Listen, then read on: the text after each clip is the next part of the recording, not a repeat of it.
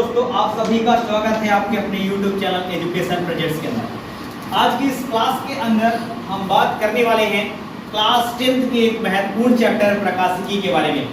दोस्तों, जैसा कि आप जानते हैं कि प्रकाशिकी क्लास 10th का एक बहुत ही इंपॉर्टेंट चैप्टर है, जिस चैप्टर से लेकर लगभग 10 नंबर के सवाल एग्जामिनेशन में पूछे जाते हैं। तो इस वीडियो के अंदर हम आपसे डिस्कस करेंगे बहुत ही इंपॉर्टेंट कॉन्सेप्ट के बारे में। तो ध्यान रखिएगा। चलिए शुरुआत करते हैं प्रकाशिकी से। जब भी हम प्रकाशिकी ऑप्टिक्स की बात करते हैं तो हम कहते हैं कि प्रकाश का अध्ययन करना क्या कहलाता है? प्रकाशिकी कहलाता है।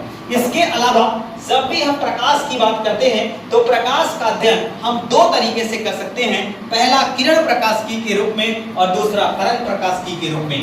जब भी हम किरण प्रकाशिकी रे ऑप्टिक्स की बात करते हैं तो जब हम प्रकाश को कण मानकर उसका अध्ययन करते हैं तो उसको किरण प्रकाशिकी कहते हैं, और जब हम प्रकाश को तरंग मानकर उसका अध्ययन करते हैं तो उसको तरंग प्रकाशिकी कहते हैं। जब हम प्रकाश को किरण मानकर उसका अध्ययन करते हैं तो उसके लिए हमारे पास दो शानदार एग्जाम्पल होते हैं, पहला परावर्तन और दूसरा अपवर्तन। जब भी हम प्रकाश को तरंग मानकर उसका अध्ययन करते हैं तब भी हमारे पास दो महत्वपूर्ण उदाहरण होते हैं, जिसको हम व्यतिकरण कहते हैं और जिसको हम विवर्तन कहते हैं। जब भी हम तरंग प्रकाशिकी की बात करते हैं तो तरंग प्रकाशिकी जो है ये क्लास 12th की पॉइंट ऑफ व्यू से बहुत इंपॉर्टेंट कॉन्सेप्ट बन जाता है, बहुत इंपॉर्टेंट चैप्टर बन जाता है। लेकिन क्लास 10th के अंदर हमें सिर्फ और सिर्फ रे ऑप्टिक्स का अध्ययन करना है, किरण प्रकाशिकी का अध्ययन करना है।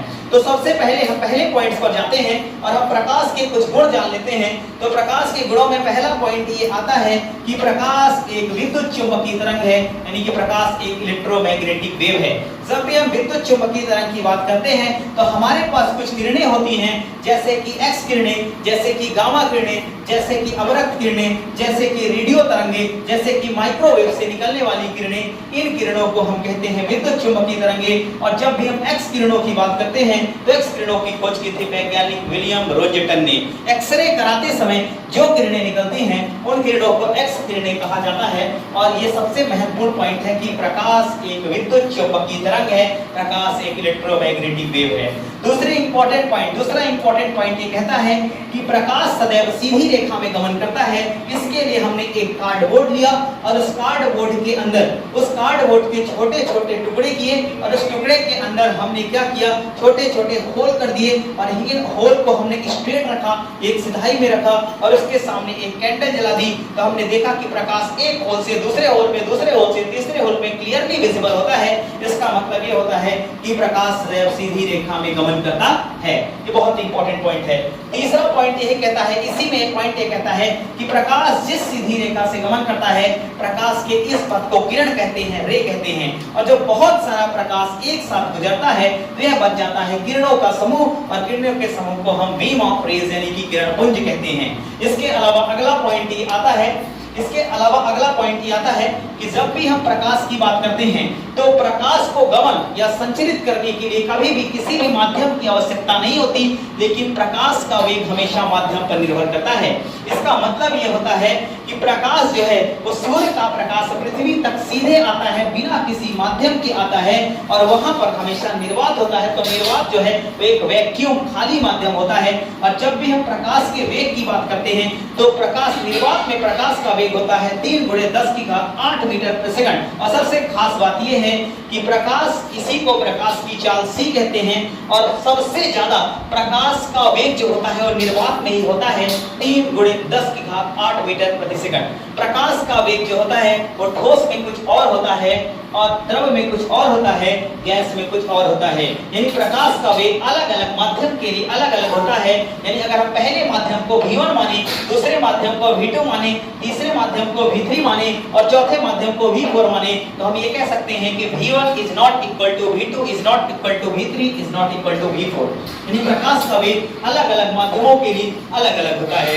इससे भी खास बात यह है कि जब सूर्य का प्रकाश जो है, सूर्य का प्रकाश पृथ्वी तक पहुंचता है तो हम ये बात आसानी के साथ कह सकते हैं कि इस प्रकाश को पहुंचने के लिए 8 मिनट 24 सेकंड का समय लगता है।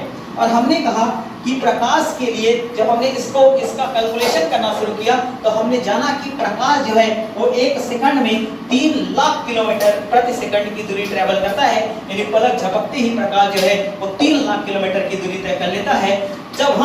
जब इस चीज को हम देखते हैं कि प्रकाश जो है 3 लाख किलोमीटर की दूरी तय कर लेता है पलक झपकते ही, तो इससे साबित होता है कि हमारे इस प्रकाश को हमारे तक पहुंचने के लिए, सूर्य के प्रकाश को हमारे तक पहुंचने के लिए 8 मिनट 24 सेकंड का समय लगता है। इससे ये बात सिद्ध हो जाती है कि सूर्य हमसे कितना दूर है। सूर्य हमसे अत्यधिक दूर होने के कारण हमारा पृथ्वी पर जीवन संभव है। अगर सूर्य थोड़ा सा भी नजदीक होता तो डेफिनेटली जीवन संभव नहीं होता। अगली बात ये कहती है, अगली इंपॉर्टेंट बात ये कहती है कि क्या होता है कि जब प्रकाश का माध्यम जो है, जो प्रकाश का माध्यम है परिवर्तित होता है। इसके लिए हमने दो माध्यम बनाए, माध्यम 1 और माध्यम 2। माध्यम 1 और माध्यम 2 के लिए हमने एक पृथककारी पृष्ठ किया और पृथककारी पृष्ठ के तुरंत बाद हमने माध्यम 2 बनाया और फिर हमने एक माध्यम 1 बनाया। तो हमने देखा कि जब कोई प्रकाश किरण पहले माध्यम से पृथककारी पृष्ठ पर टकराती है तो वह किरण उसी माध्यम में वापस लौट जाती है। यानी कि पहली शर्त ये कहती है कि प्रकाश किरण का पुनः उसी माध्यम में वापस लौट जाना 100% प्रकाश का परावर्तन कहलाता है। प्रकाश के परावर्तन को हम डिटेल में नेक्स्ट क्लासेस में पढ़ने की कोशिश करेंगे। इसके अलावा क्या होता है जब प्रकाश की किरण एक माध्यम पे टकराती है, तो जब प्रकाश की किरण एक माध्यम से टकराकर दूसरे माध्यम में जाती है तो 100% तो अपने वास्तविक पथ से विचलित हो जाती है। इस घटना को हम कहते हैं प्रकाश का अपवर्तन। और तीसरी कंडीशन ये कहती है कि जब कोई प्रकाश पृथककारी पृष्ठ पर प्रकाश का अवशोषण होता है तो इसको हम अवशोषण कहते हैं।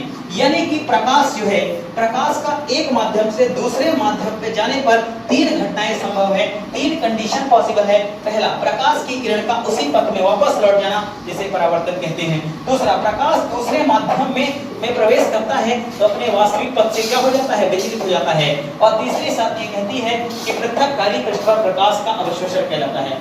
अब हम इसके बाद अगली क्लास में बात करने वाले हैं प्रकाश का अपवर्तन या प्रकाश का परावर्तन, जो कि बहुत इंपॉर्टेंट पॉइंट है जिसे हम कहते हैं reflection of light. Thank you so much.